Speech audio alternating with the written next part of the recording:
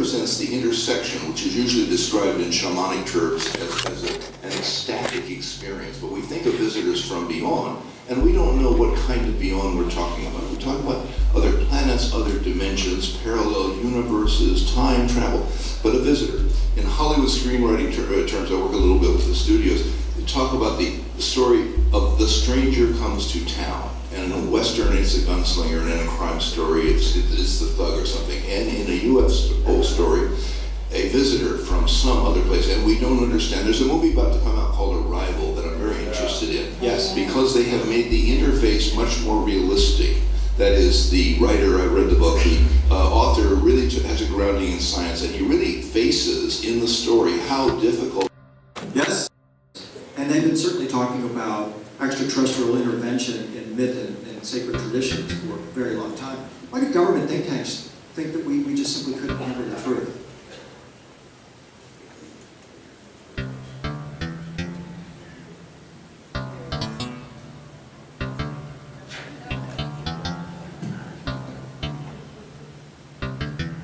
In my third book, Glimpses of Other Realities, Volume 2, there is a discussion about Ray Boucher, doctorate of theology, who called me back in 1993, 1994, and said that he had been approached in Lincoln, Nebraska by two men, and they showed him ID.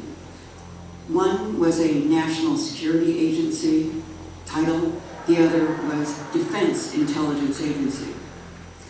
And Ray said when he called me, Linda, I have two men who want to read your book, Glimpses of Other Realities, Volume 2. And then he said, and they're from the CIA, or from the NSA and the DIA. And he said, what they've done is come to me as a doctor of theology and said, we feel that the public needs to understand that what we are dealing with in the ETI field is neither benevolent nor neutral. And that was written to me in a series of letters on floppy disks, and that's all laid out in Glimpses Volume 2. I remember that as I started getting the communication with them and talking with Ray Boucher as a theologian, what are we talking about here?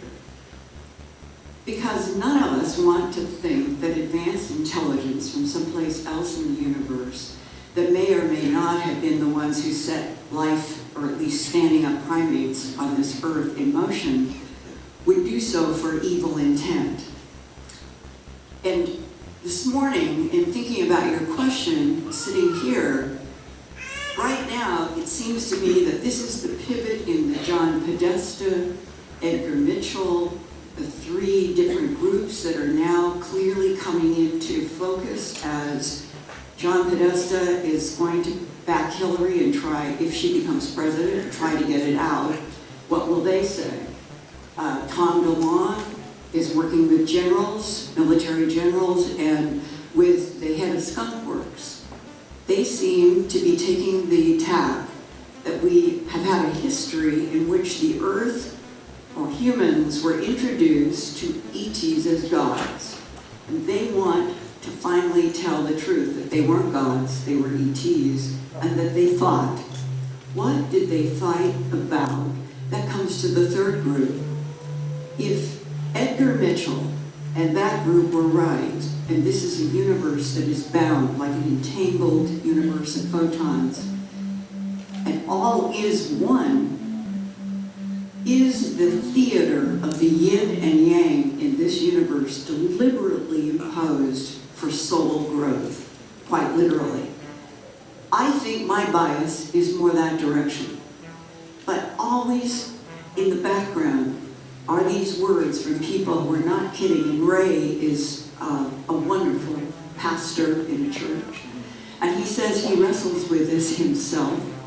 Those words, that at least something that we are dealing with is neither benevolent nor neutral. Interesting. Okay, thank you. As Ron said, myth and scripture are open to interpretation on many different levels.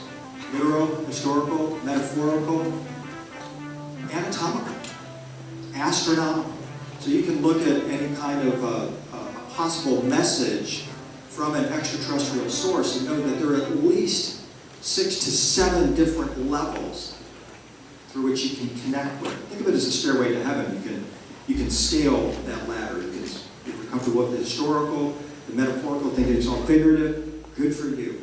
But if you want to go beyond that, you can go into the anatomical, begin to say, how does this impact me physiologically? That's part of the basis of the contact experience, isn't it? A close encounter, by definition, involves a physiological response with a connection with the craft, but also with a text, because we have an active imagination that can connect over time and space through the printed word. But we can also connect through stones and monuments. David, where would you point to being perhaps the most powerful stone monument that perhaps is encoded with an ET message? If someone wanted to leave the room, and we've talked with many people who are itching now to go travel to these places, where would you point them to say, go put your hands on this stone or cast your eyes on this stone monument, and here's a message? Well, that's kind of a tough question, but I think what comes to my mind actually is this amazing magnetic city in the Pacific called Nam Madol, which is, Nam Madol is built into the ocean. It's on a remote Micronesian island called Pohnpei, which is south of Guam. In fact, Pohnpei is now the capital of the Federated States of Micronesia. It's difficult to get to that island. You have to fly either from Honolulu on a very long island hopping flight, or you can fly from Guam south. But what is at Nam Madol is 250 million tons of basalt that is stacked up into 100 artificial islands in the ocean. Some of the walls are 30 to 40 feet high above the ocean. There's a series of canals there it's all artificial, and archaeologists know that it's all man-made. And the city is magnetic. The legends on that island are that all of these stones were magically flown through the air, levitated, from the other side of the island. The Nam Madol is on the southeast side, and they say that the stones all came from the west side of the island, flown through the air. And there's so much material in this city, 250 million tons of basalt. Entire mountains of basalt would have been dismantled to create this city, and they don't know where all the material came from. But this entire city is magnetic. You take a compass and run it along the magnetic basalt logs that are there. The compass will spin. The whole place is like a kind of Bermuda Triangle of its own. At night, lights move through the city. And the people who live on that island, on Pohnpei, have the belief, that their legend, which say, that if they spend the night in the city, they will die. So I would suggest, if you wanted to go to some place, maybe spend the night if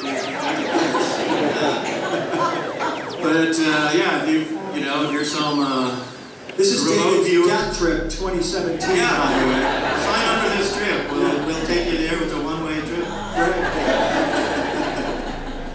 Which brings me to our next question, because what if it isn't just all about beings coming down?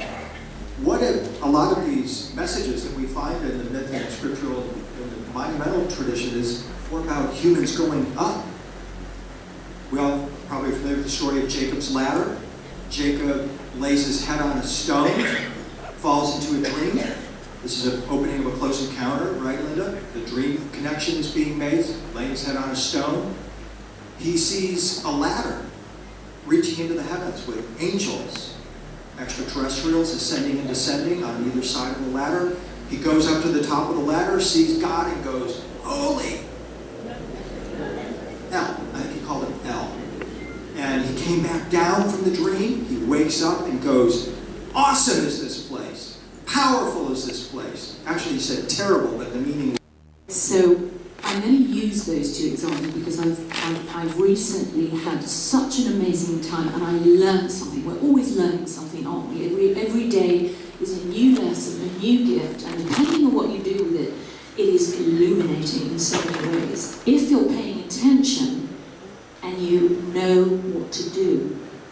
So, Stonehenge was an interesting one because very powerful indeed. I heard it like 2 miles away, and I've lived for many years by Glastonbury and Stonehenge, so it's been a regular visit for me. But this time, I was blown away. I'd had a dream that morning that I'd woken up, dreaming that I put my back to one of the monoliths with the lid on the top of it. And sure enough, everything was just as the dream. I put my back to the monolith and I start hearing tones. So I went to every single monolith. I put my forehead on the stone. I come out of my thought pattern and I start at a very low tone and I go up octaves. And I tone with each note. And each note is a different sound, obviously. But when I reach a vibratory level, I know I've hit gold, if you like, because the stone tells me that I've honed in on it. I can also feel the vortex, and it's Glastonbury. The vortexes are moving very, very quickly. Unlike Egypt, when they're moving, but they're almost stationary. And when I go back to Egypt each year, those vortexes are still in the same place. They might have moved a few centimeters, but they're still in the same place. That blows me away. That's the important message about these stone monuments, is that they are there and have been there for thousands of years. And I think the ultimate question that we're asking here is, are there alien messages, extraterrestrial messages in these stones that are there for us today? And the answer is absolutely. Absolutely, We know yes. about And you can activate, not only raise your frequency with homing in on the stones once you find that vibratory note, but you can also, I shoot to the other side through the veil, and I dive and come back, so I know what that arena is. I have seen those beings. I was always shut down thinking people thought I was mad. I'm not mad. I'm so relieved that there were other people out there that had the same experience. Thank the Lord. Yeah. But yes, go and activate your own cells and raise your frequency with the stones and the monoliths. Go and travel and go and play and have a great time. Thank you, Rick. Thank you. I think the ultimate message that I get, I think the other panelists would agree, is that heaven is open for business. And we can all connect, whether we're reading in a mythic tradition, a scriptural tradition, or even connecting directly with the stones. And one thing I want to just put on the table before we open the floor to questions is, do you all feel like that we are in a time now where we're rewriting some of this mythic tradition, especially through movies? I mean, can you imagine a time 100 years from now, maybe 200 years from now, where people look back and say, yeah, that Contact story, that really happened, that movie Stargate, that all that is real. Just as we look back at maybe the Bible or other texts and say, well, did that really happen? And the point seems to be is that ultimately what these myths and stories are designed to do is to open our imagination to the possibilities that are within us. If anybody would like to comment. Well, it is interesting that there have been repetitive symbols that people in the abduction syndrome have drawn. And they have included an equilateral triangle inside of a circle that appears to be related to the even type, for example. The tall blondes, it is a very interesting symbol. It comes to a point coming down this way with the base up. Then there is one that has the base and comes up like this, and the two vertices overlap, creating a diamond. That has been drawn by several people. And one of the abductees in New Jersey said that she was looking at this symbol on this tall beam, and then came the telepathic communication that this is the merging of two worlds. And she wanted in her human mind to know what two worlds, and then it's off. And that is one of the frustrations that abductees have. They will get pieces of telepathy or see symbols, and they will get some communication, but they don't get or can't absorb the whole download. So I'm only sharing this little bit that some of the patterns in the abductions around the world have had a similarity, and so there is an effort to communicate to some degree in symbols. Absolutely. Symbol is a universal language like mathematics. I mean, we kind of think that when contact happens, they're going to be speaking English, which is a good possibility, but there may be another dimension of our mind that we're going to have to access as well. Okay, that's what we're in the process of developing. Yes, John? The thing about symbols is that they have so many levels. Joseph Campbell had 4 different levels, but they're more than that. There's a spiritual dimension. There's a kind of practical dimension that includes sociological impacts. There are messages for how we should get along and work out our communities and our relationships in these old images. And beyond language, we have the visual. A picture's worth 1,000 words. So you start unpacking the implications of an image on a carving or in an old tapestry or even an image evoked in a story. And you're in a dreamlike situation where you can draw personal meanings, you can draw collective meanings, and the unpacking really never ends. And the more we learn about this, the more research is done in bringing the cosmological and the psychological implications, the more we can get out of it personally. It's not only a message to us as a community, as a world community, but on your individual level, you can explore these images and learn what's next for you, what you should be doing with your life energies, how to find meaning, how to make a contribution. The big stuff in the images we have been given from the ancients and from who knows where. Briefly, one thing that is so interesting about symbols, people here may have read about the Tsoro Bune. It was 1856 in Japan. And there were a lot of fishermen, and they saw what they said looked like a glass bowl that came up out of the water. And it came up, and they said something opened up, and there was a woman with reddish hair, and she was carrying a black box, and that there were symbols on this, we'll call it this disc. Those were drawn and came through the century of the 1800s to the 1900s. Jim Penniston at R.A. Brothers in December 1980 has ended up showing symbols that he touched and got the binary download. Two of those symbols match the Utsuro Bune from 1856, and then come to July 29th, a year ago, 2015. Army Sergeant, family, 800 diameter craft. Symbols, the middle. 2 of those symbols match Penniston, and the consistency from 1856 Japan to Jim Penniston in England, December 1980, and the guy I call Sergeant CJ in Watley, Georgia, June 29th, 2015. The triangles with patterned relationships are the same, and that's passing from 1856 to 2015. Transmission through time of symbols, and again, they pick up meaning along the way, but they accumulate as well. And I personally, too, have been studying symbols for a very long time, and I believe that it activates portions of your neocortex that open you up into kind of a consciousness and also imagination that puts you on that plane where you can begin to think like the ETs would be thinking. And that's what's exciting about this. As Jonathan said, for many of us, the ultimate reason that we're studying this is because we just want to be better people. We want to scale that ladder to heaven, if you will. So what I'd like to do is open up the floor to questions. Yes, ma'am. Yes, ma'am.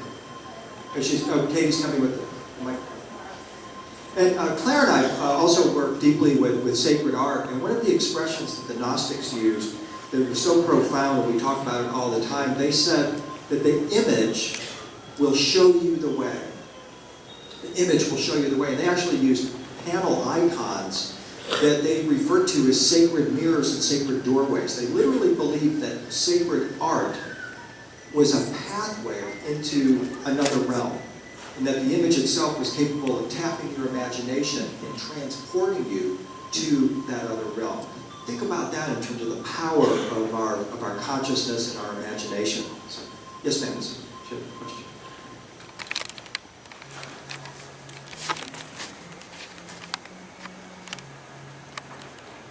Relevant to, there's two parts, one's for clear and one's in general.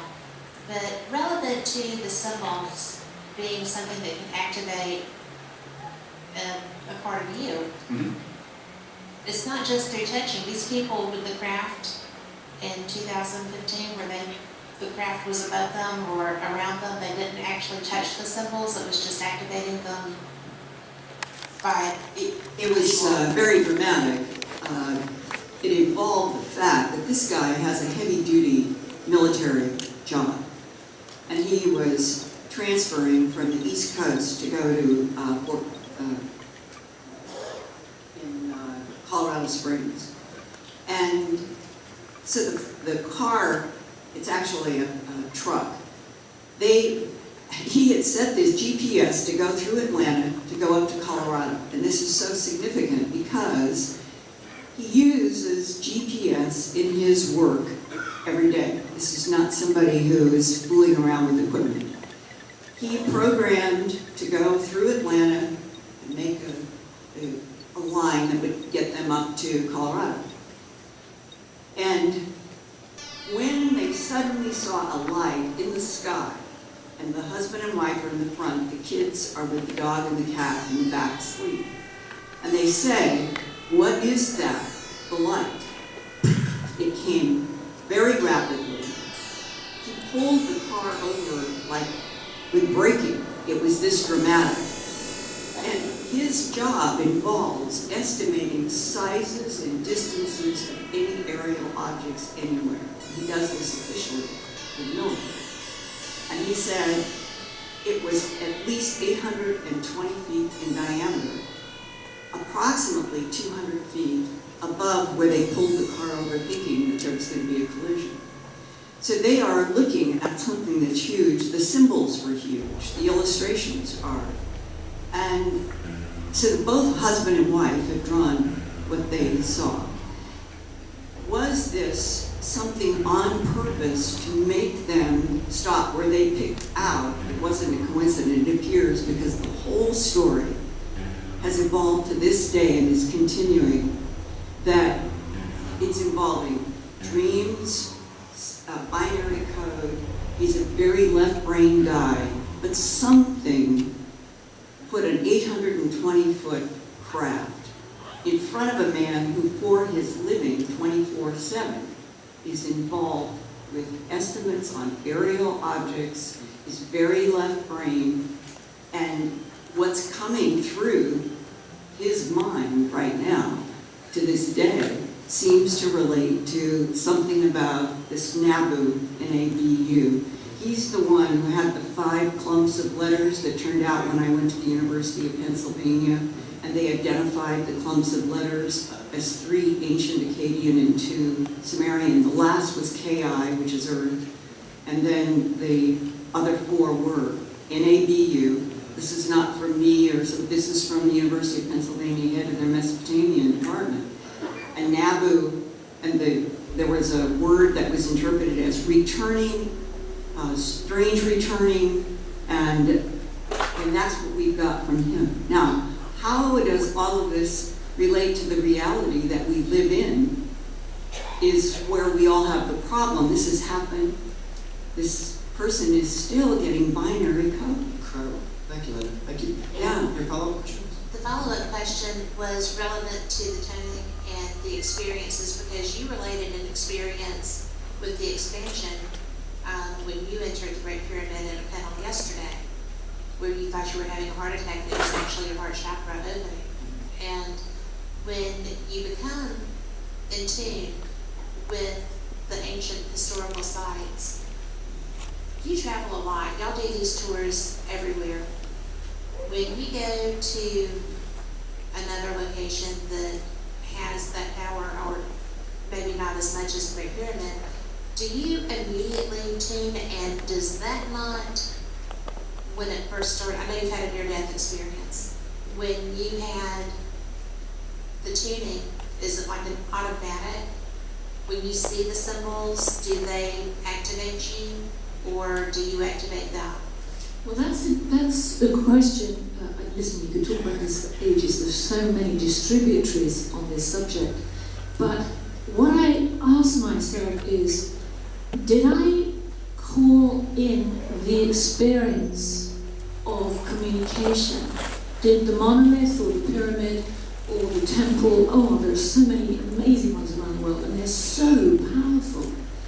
And in America, and in your great country. My God, we're so lucky to have this beautiful country. But the question is, I think we're all a printout of the cosmos, our bodies. So, am I activating the stone? Is the stone activating me? I learn from a stone when I turn. I learn whether it's male, female. I can describe the monolith in Avebury and Glastonbury. Every single one of them had a different character. Every single one of them either had a high tone, middle tone, or low tone, or whereabouts.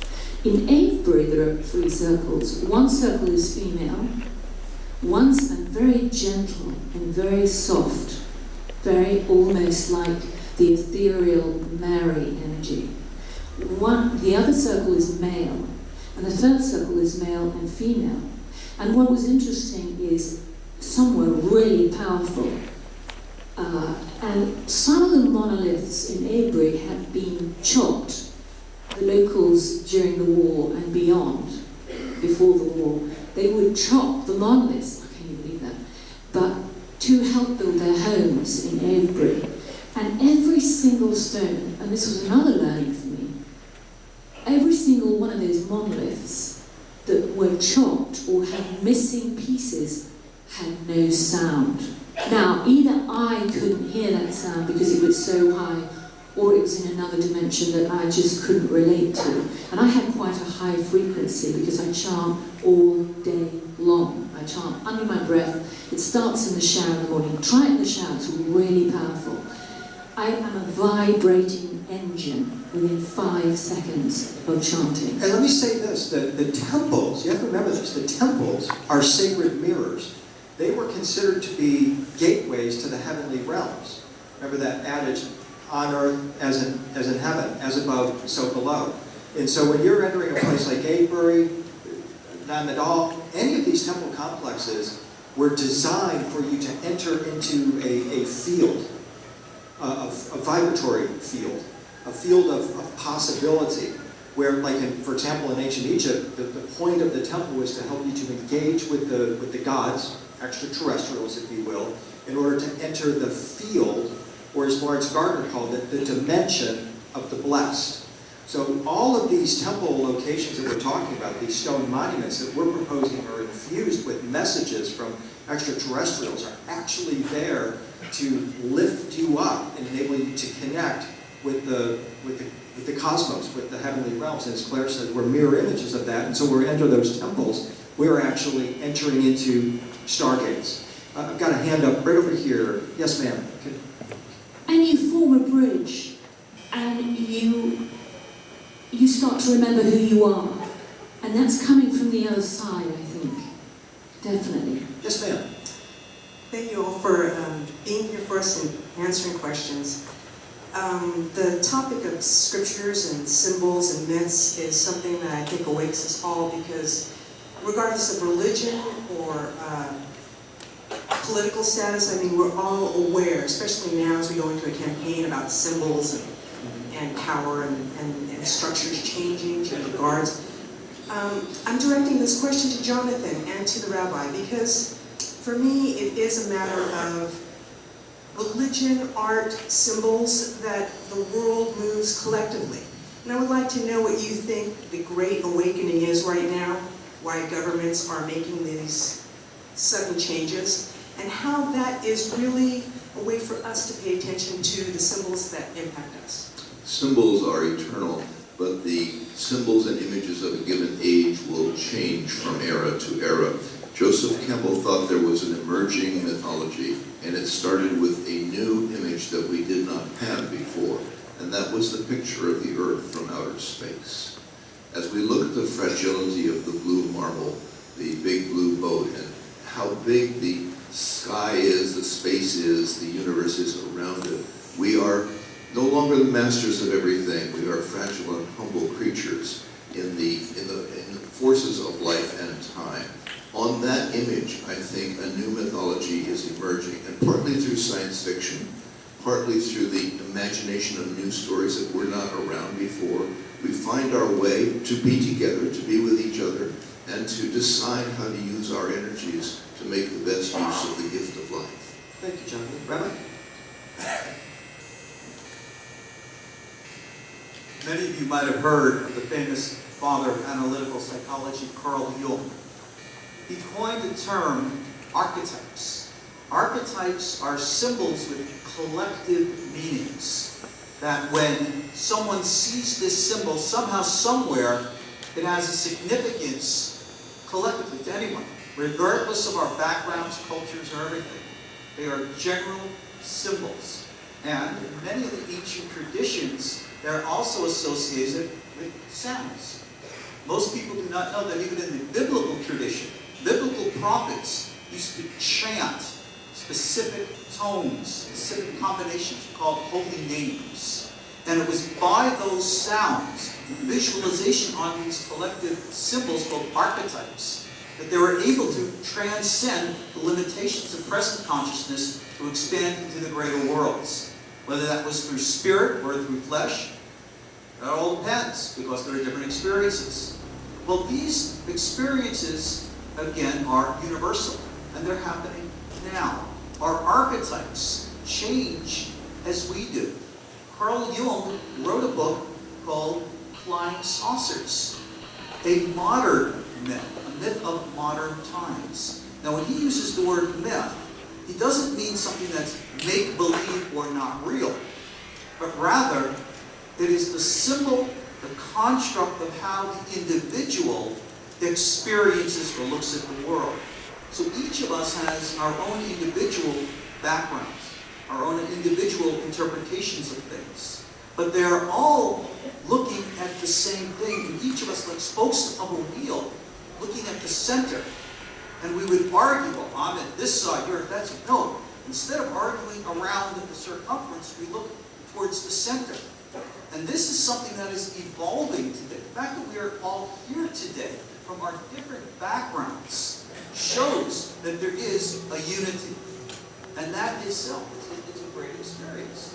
Thank you, sir. Thank you very much. How about this one?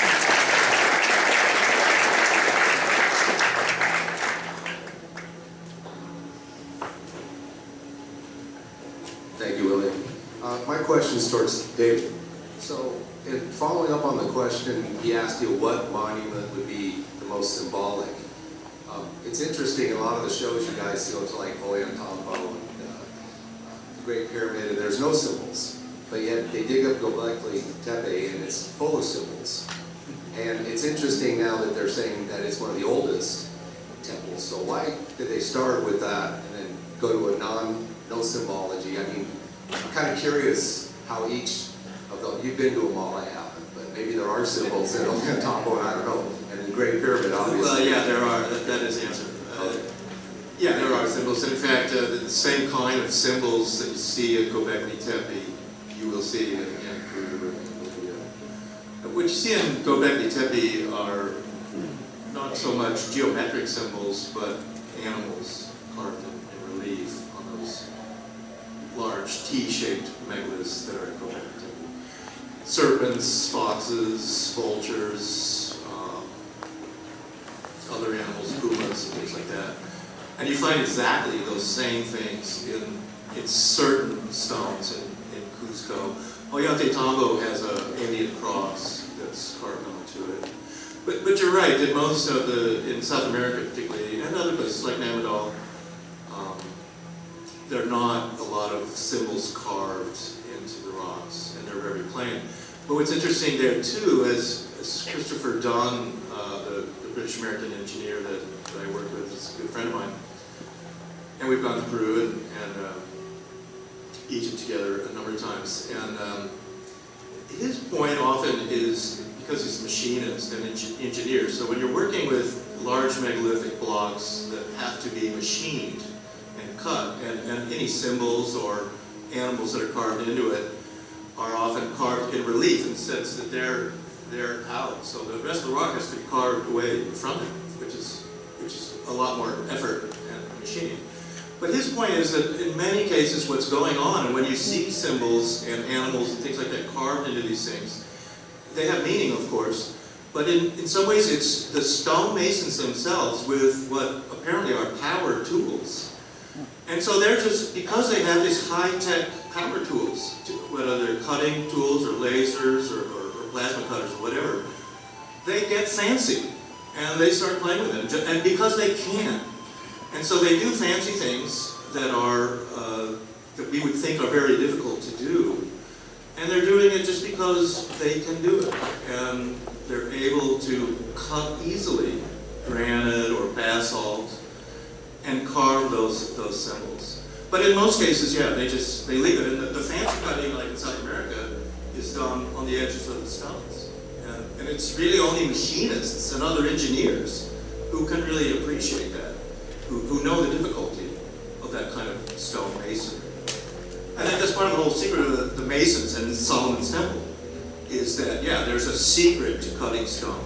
And as you talked about, the shamir the other time, and it's all, because doing this is got to be very high tech. And this is the big difference between, say, the ancient alien theorists and mainstream. Mainstream Egyptologists are saying that a rock ball hammer is what made all of these fancy megaliths in Egypt that are heavily articulated. And to Egyptologists, because they're not engineers, and they're like, okay, well they can just do that. But a real engineer or stonecutter looks at that and says, no, that can't be the answer. I just one comment before we go to the next question. I had actually inaugurated a conversation. I had sort of a Robert Bauval moment once in the Temple of Hathor at Dendera, where I looked up at the ceiling, and you've got the gods, or transformed humans, on their Ark of the Millions of Years, as it's called. Ark of the Millions of Years, or the Ship of Eternity. I looked up at that, and I said, that's exactly the same way modern science portrays a wormhole. And of course, the Egyptologist that was with us just laughed out loud. It's like, there's no way that the ancient Egyptians knew what a wormhole was. And I'm saying, well, when you match these two up, this symbol and that symbol are exactly the same thing. And I propose that what we call a wormhole, the ancient Egyptians called the Ark of the Millions of Years of the Ship of Eternity. And this is one way that a symbol then is carried forward from the ancient world into the modern world. And the question is that what they meant by that? The Egyptologists would say, well, that is the Pharaoh on his ship of eternity, which is actually the sun. He's traveling through the sun. And my response to that was, well, I'm very comfortable with that as long as you realize that the ancients viewed the sun as a star tunnel, or a sun tunnel, or a stargate, right? So why can't they have portrayed this symbol of the Pharaoh traveling through the sun into the heavens? We today call it a wormhole, but it's the same concept. William, Yes. just keep in mind, Tom Milan is working with General McCaffrey, General Carey, and the head of Skunk Works, and they are on the page that the ancient, we'll call them gods, Anunnaki and Greeks, were extraterrestrials, which means the source of that information was extraterrestrial. There's no doubt about it. That's what I came to the conclusion too, that we're looking at Dendera, we're looking at the Anunnaki traveling on their wormhole boats. Yes. So how about Rick? Katie's here. Thank you, as distinguished panelists. This is a question for Dr. Jonathan Young. I have a question for you. Maybe you can enlighten us. The Joseph Campbell I read, Hero with 1,000 Faces, 30 years ago. I loved it, and I'm wondering why, in your opinion, why do you believe that the ancient alien phenomenon is blooming at this point in time when Joseph Campbell had expressed unity and symbology and mythology so many years ago. And why are we now coming to terms with this unity message now and exploring that? If you could please give your opinion on that. Thank you. Sure. Joseph Campbell's bestseller, The Hero with a Thousand Faces, was published in 1949 and won awards. And so this idea has been out there and before him, but he was the one who really made it available, and more recently on television with Bill Moyers to really spread this idea that we're on a journey. There's a particular story that happens more often than others, and it's the Jesus story, it's the Buddha story, it's your story. Why now? I think it's the advance of science. I think since the Industrial Revolution, the old ways, the old stories have been falling apart, haven't served our need for meaning, our need for guidance, our need for direction in the way they once did. So we need a new religion, if you will, a new binding narrative that we can share that combines the emotional, the psychological, the intellectual, and the spiritual. And I think the arrival of, or at least the stories of contact with something beyond ourselves combines our need to understand things scientifically and then also honor the true mystery, the ineffable, the emotional, astounding experience that people will have in their dreams or in moments that they may or may not share with others. And so we need a new story, and the emerging story is the arrival of new visitors. It's good. Just right here. This, right here. Yes, ma'am. Claire? Okay, the question is directed to Claire.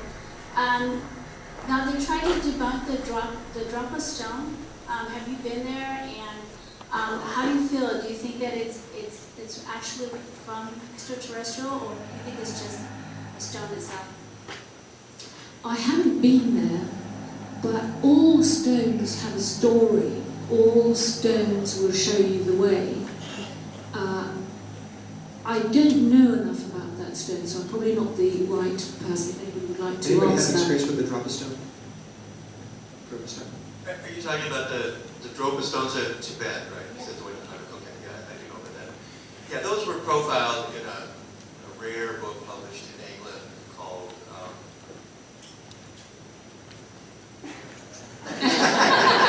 That one, yes.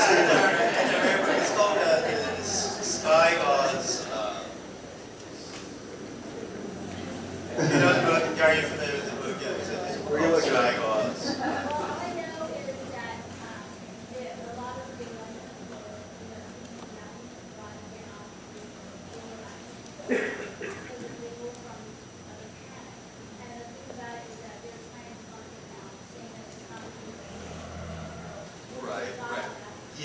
Well, it comes from this one book that was published in English, and it is a book about the Dropas and stones and these discs in Tibet. And on those discs were flying saucers and gray aliens. It was a book published in 1978, and there are photos of those discs in the book. Yeah. That book, though, was largely thought to be a hoax. I know what you're talking about. I just want to add one word about debunking. Put these in a context. Read your Bible, right? When God himself spoke at Mount Sinai and everyone there heard the voice of God, the Bible says clearly there are people who denied that it was the voice of God when they only heard thunder. So what does it take? Think about it. There are always going to be people who are going to refuse the truth. They're going to see things right where we've done this from daily experience. You can see things and they don't want to see. Like the Bible said, whether it was Moses or Jesus, they have eyes but they do not see, ears but they do not hear. Right? We are in a process now where we're in transition. And denial is always there. Carl Jung, again, the psychologist, said that with every movement forward in psychology, it is marred by irrational fears and violent prejudice. Because this is the emotional that has to be overcome before the new is embraced. I think we're in that process right now. Can we Just one thing, I remember the name of the book. The name of that book, get your pens and pencils out. The name of that book is Sun Gods in Exile. Okay? And that is the book, and I have a copy. It is a rare book. published as a hardback in 1978 in England by Neville Spearman. Published a lot of esoteric books. But the name of that book is Sun Gods in Exile. It's the book that talks about those So hopefully we've given you some food for thought about alien messages in stones, scriptures, and maybe some new avenues we need to research. I've just gotten the message that we have to wrap up, unfortunately. It's been our absolute pleasure on behalf of Claire and David.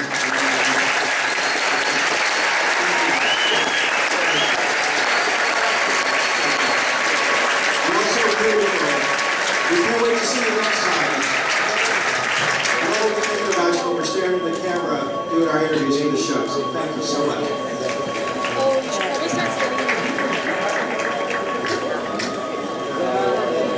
That's pretty good stuff.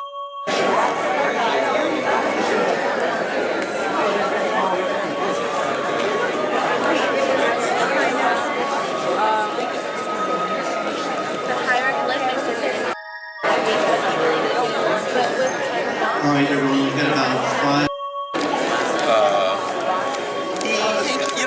Within the U.S. government, really, it's military, and then it's like a secret. But they look into all that stuff for sure. I mean, Do you think it's possible to regenerate the power, like additive to those motivations? well, like, have you ever read The Giza Power Plant by Christopher Don? You know that book? Have you read my book, Technology of the Gods? Yeah. You're talking about the Giza Power Plant. I mean, that was amazing. Kind of there. Yeah. I just haven't heard of anybody executed. Right. Radio person, you don't know pictures. Audio. Okay. Here we go.